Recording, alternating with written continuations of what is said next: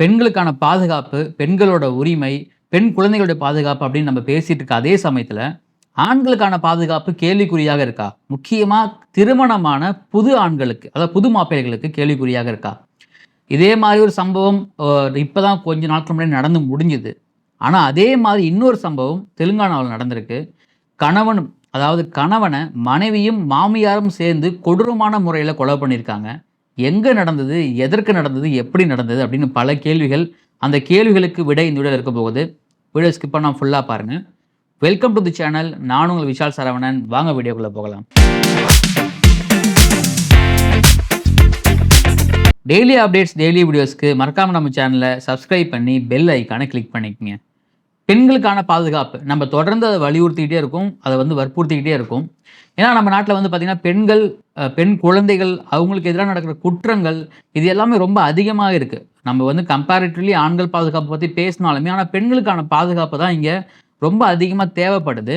அது கண்டிப்பாக அதை நம்ம இன்னும் எப்போ நம்ம காந்தி அவர்கள் சொன்னாங்க இல்லைங்களா, 12 மணிக்கு மேலே எந்த பெண் நகையோட நைட்டு 12 மணிக்கு நம்ம தெருக்கள் நடந்து போகிறாங்களோ, அதுவும் சேஃபாக நடந்து போகிறாங்களோ, அன்றைக்கி தான் நம்ம நாடு முழுமையான சுதந்திரம் பெற்றுச்சு அப்படின்னு சொல்லிட்டு.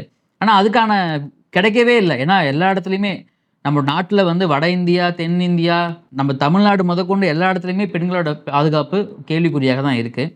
அதே சமயம் ஆண்களுடைய பாதுகாப்பு பற்றி இங்கே யாரும் பேசுகிறதே கிடையாது. ஏன் ஆண்களுக்கு பாதுகாப்பு என்ன குறைச்சல்? ஏன்னா பெண்களை அவங்க தான் வன்புறவு பண்ணுறாங்க, அவங்க தான் சேஃப்டிலாம் பண்ணுறாங்க. அதே சமயம் ஆண்களுக்கும் பாதுகாப்பு தேவைப்படும். அதுக்கான சமீபத்தில் நடந்த சம்பவங்கள், அதாவது மத்திய பிரதேஷ், உத்தரகாண்ட், ஜார்க்கண்டில் நடந்த சம்பவங்கள் தொடர்ந்து திருமணமான ஆண்கள், முக்கியமாக புது மாப்பிள்ளைகள், அதாவது கல்யாணமாகி ஓரிரு மாதங்களில், ஓரிரு வாரங்களில் அவங்களுடைய சேஃப்டி ரொம்ப கேள்விக்குறியாக இருக்குது. ஏன்னா நம்ம சோனம் வழக்கு பார்த்தோம் இப்போது. அதுக்கப்புறம் பார்த்தீங்கன்னா அதே சமயம் அதே மாதிரி 2 வழக்குகள். இதுக்கெல்லாம் முக்கியமான காரணம் இல்லீகல் அஃபையர். இந்த இல்லீகல் அஃபையரால் மனைவிகள், அதாவது ஒரு சில மனைவிகள் என்ன பண்ணுறாங்கன்னா, கணவரை எந்த எக்ஸ்ட்ரீம் லெவலுக்கும் போய் கொலை பண்ணலாம். அதுவும் முக்கியமாக ஒரு சில சம்பவங்கள்லாம் நம்ம தமிழ்நாட்டில் நடந்த சம்பவங்கள்லாம் பார்த்தீங்கன்னா, பிரியாணிக்காகவே பெற்ற குழந்தைகளை விஷம் வச்சு கொண்ட சம்பவம் நடந்திருக்கு. அதே மாதிரி நாட்டில் பல சம்பவங்கள் நடந்துகிட்டே இருக்கும் பொழுது, தெலுங்கானாவில் ஒரு சம்பவம் நடந்திருக்கு. இந்த சம்பவத்தை கேட்கும் பொழுது, இப்படிலாம் ஒரு சில பெண்கள் ஏன் இருக்கீங்க? நீங்களாம் எதுக்காக உயிர் வாழ்றீங்க? அப்படின்னு கேள்வி எழுந்திருக்கு. அந்த பெண் மட்டும் இல்லாமல் அந்த பெண்ணை பெற்ற அந்த அம்மாவும் சேர்ந்து இந்த விஷயத்த பண்ணியிருக்காங்க. இந்த மாதம் 17ஆம் தேதி திருமணம் ஆகியிருக்குங்க.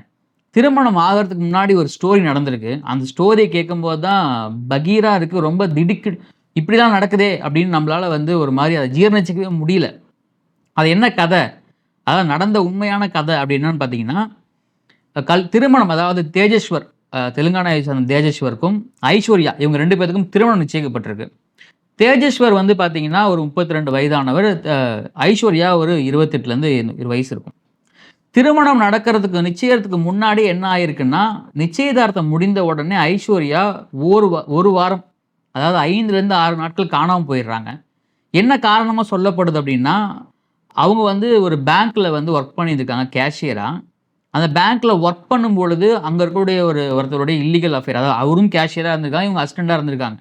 ஸோ இல்லீகல் அஃபேர் மூலயமா இவங்க காதலால் ஓடி போயிருப்பாங்க அப்படின்னு பேசப்படுது. அப்படியே 2 நாள் ஆச்சு, 3 நாள் ஆச்சு, ஒரு வாரமாக காணல. அவங்களும் வீட்லேயும் விட்டுட்டாங்க, மாப்பிள்ளையும் விட்டுட்டு போயிட்டார். ஒரு 5 நாட்களுக்கு அப்புறம் ஒரு ஃபோன் வருது தேஜேஸ்வருக்கு. இந்த மாதிரி, நான் ஐஸ்வர்யா பேசுகிறேன், நான் ஒன்றும் இல்லீகல் அஃபேர்லாம் போகலை, நான் யாரையும் காதல்லாம் பண்ணல, நான் லவ் பண்ணுறது உங்களை மட்டும்தான். ஆனால் எங்கள் வீட்டில் ரொம்ப கஷ்டப்படுறாங்க, நீங்கள் கேட்ட வரதட்சணை எங்களால் கொடுக்க முடியல, இவ்வளோ பணம், இவ்வளோ நகை கொடுத்து என்னை வீட்டில் கல்யாணம் பண்ணி வைக்க முடியாது, அதனால் என்னால் எங்கள் வீடு கஷ்டப்பட வேணாம் அப்படிங்கிறதுக்காக தான் நான் வீட்டை விட்டு ஓடி போனேன்.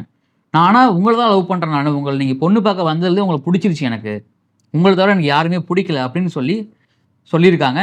தேஜேஸ்வருக்கும் பார்த்தீங்கன்னா, ஏன்னா பொண்ணு பார்த்து போனதுலேருந்தே அவருக்கு அந்த பொண்ணு மேலே விருப்பம் வந்துருச்சு. நம்ம இந்த பெண்ணை தான் திருமணம் பண்ணணும், இவங்க தான் நம்ம கரெக்டான அப்படின்னு சொல்லி அவர் ஒரு கனவுலகத்தில் வாழ ஆரம்பிச்சிட்டாரு.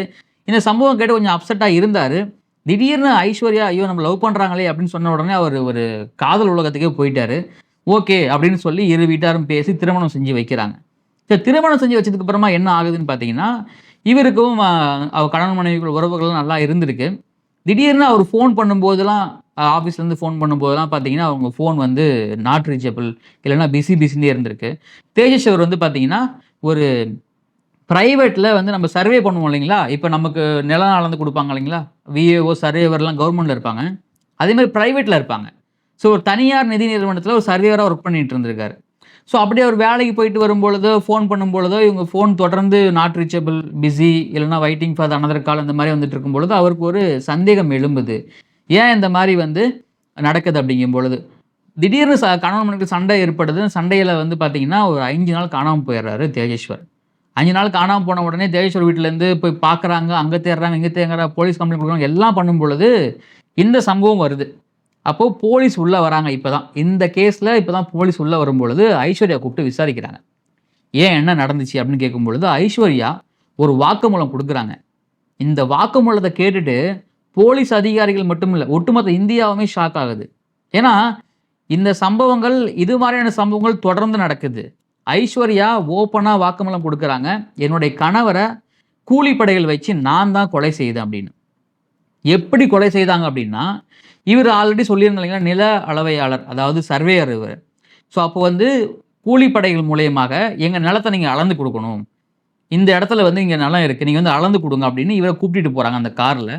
அந்த கார்ல கூட்டிட்டு போயிட்டு, கார்லயே இவர வந்து கழுத்த அறுத்து, கத்தியால குத்தி, கார்லயே கொலை பண்ணி ஒரு குப்பை மேட்டுல தூக்கி போட்டு போயிர்றாங்க. இதுக்கு உடந்தையா அவங்க அம்மாவும் இருந்திருக்காங்க. ஐஸ்வர்யாவுடைய அம்மாவும் இதுக்கு உடந்தையா இருந்திருக்காங்க. ஐஸ்வர்யா அம்மா அந்த குறிப்பிட்ட வங்கியில அவங்க வந்து துப்புரவு பணியாளரா ஒர்க் பண்ணிட்டு இருந்திருக்காங்க. அவங்க துப்புரவு பணியாளரா ஒர்க் பண்ணிட்டு இருக்கும்பொழுது தான், ஐஸ்வர்யா அந்த பேங்க்குக்கு அடிக்கடி போயிட்டு வந்துட்டு இருந்திருக்காங்க. அப்படி போயிட்டு வரும்போது தான், அந்த கேஷியர் மேல வந்து இவங்களுக்கு லவ் ஏற்பட்டிருக்கு.